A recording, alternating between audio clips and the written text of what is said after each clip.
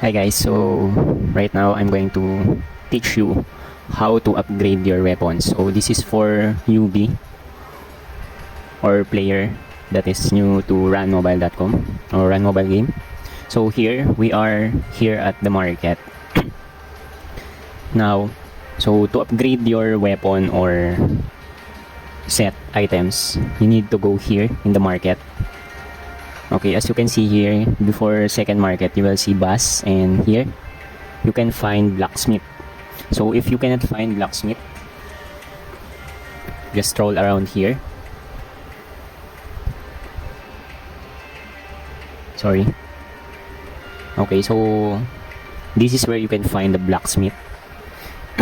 Okay, so if you want to upgrade, you can go directly to blacksmith.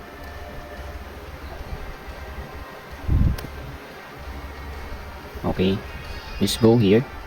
You can zoom in or zoom out if you are not yet or not beside the blacksmith. Okay, click I want to see your services, refine item. Then here you can see on the left side, refine, dismantle, and craft. So refine is where you can upgrade your weapons and sets. Now, to upgrade your weapon, you need to click this. So for example, you want to upgrade your clothes.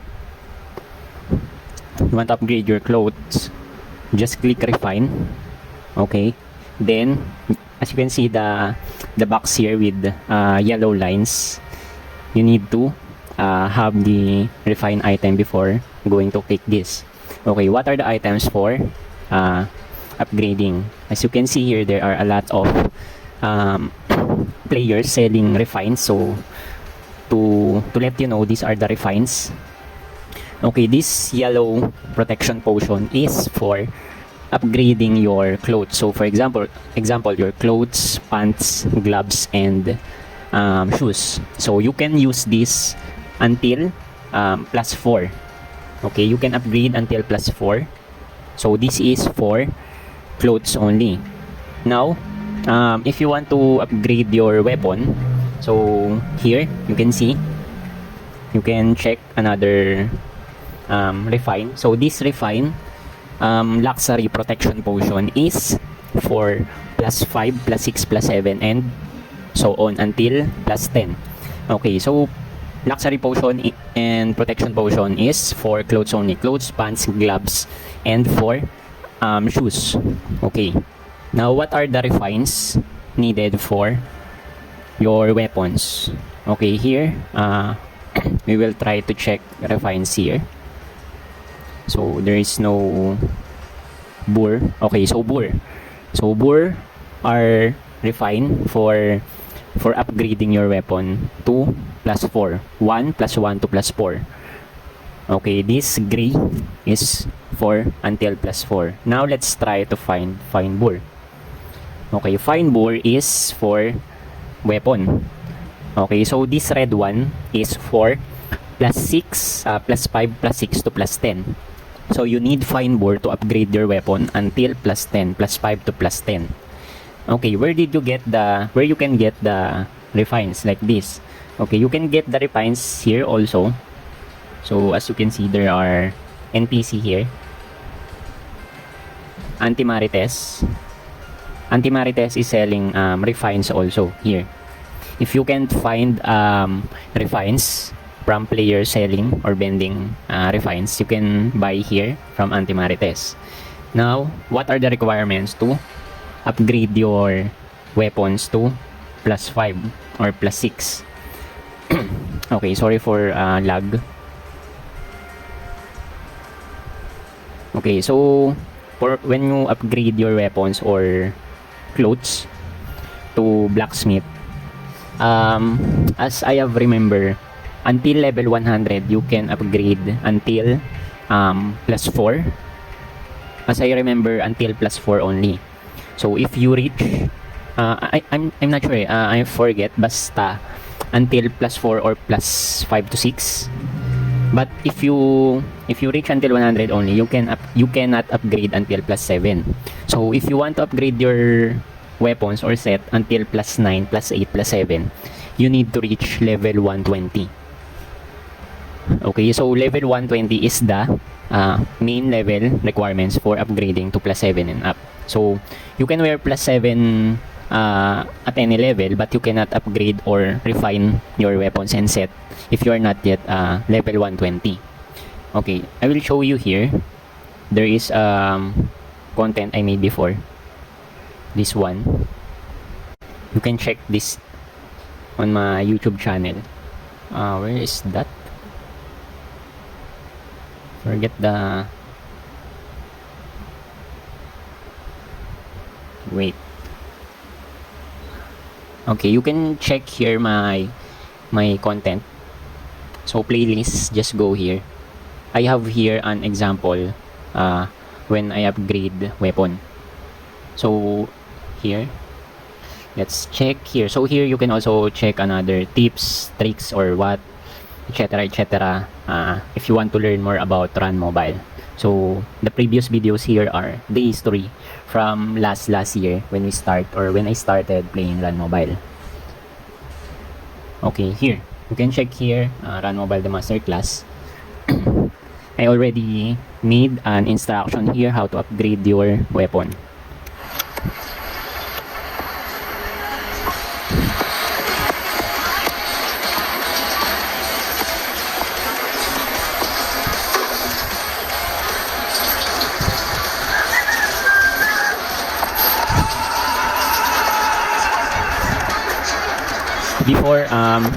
Before as you can see, you need to click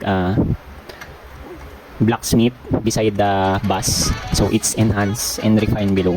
So now the newest way is to go beside the market to find blacksmith. So that's the color of plus 7. So plus 7 guys is color like orange or rusty texture. So that's plus 7. Then plus 9 is gold or yellow.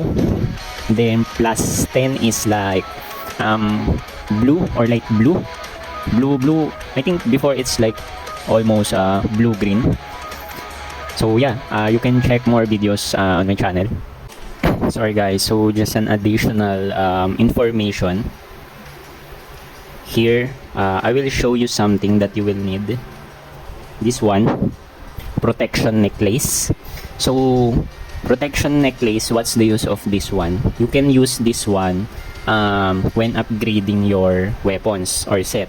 So for example, your weapon is you want to upgrade to plus 5, plus 6, plus 7, to plus 8, and to plus 10. So for example, your weapon is currently plus 5. If you do not want to waste your weapon, like what's the term? Mabasag yung banish. If you don't want to ban if you don't want your item to vanish, since most likely when upgrading to plus 7, plus 8, to plus 9, or plus 10, some weapons are going to plus 0, back to plus 0, but sometimes the weapons or the item is vanishing. So for example, you have this protection necklace. So by the way guys, protection necklace cannot be sold here in the market. So you can buy only the protection necklace here in the website.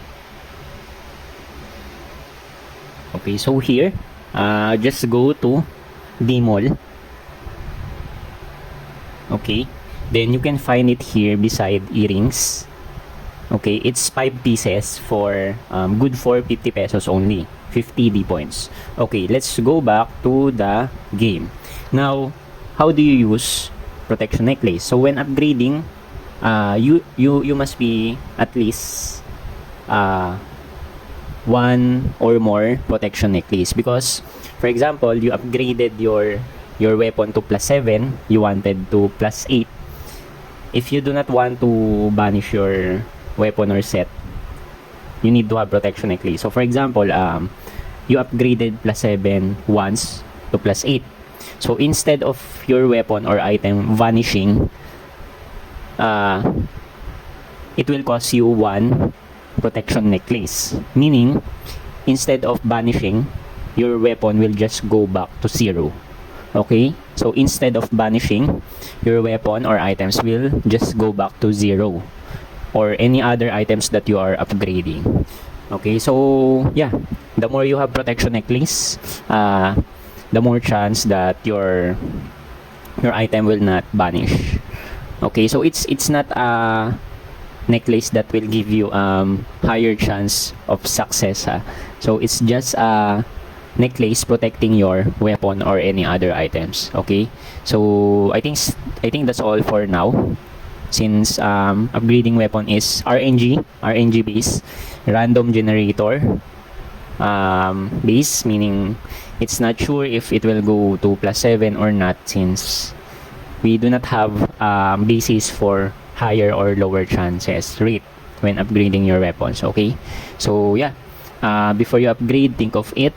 If you do not have protection necklace, please make sure to buy this at D-Mall. Okay, so you will need this when you are upgrading +5 to +10 weapon.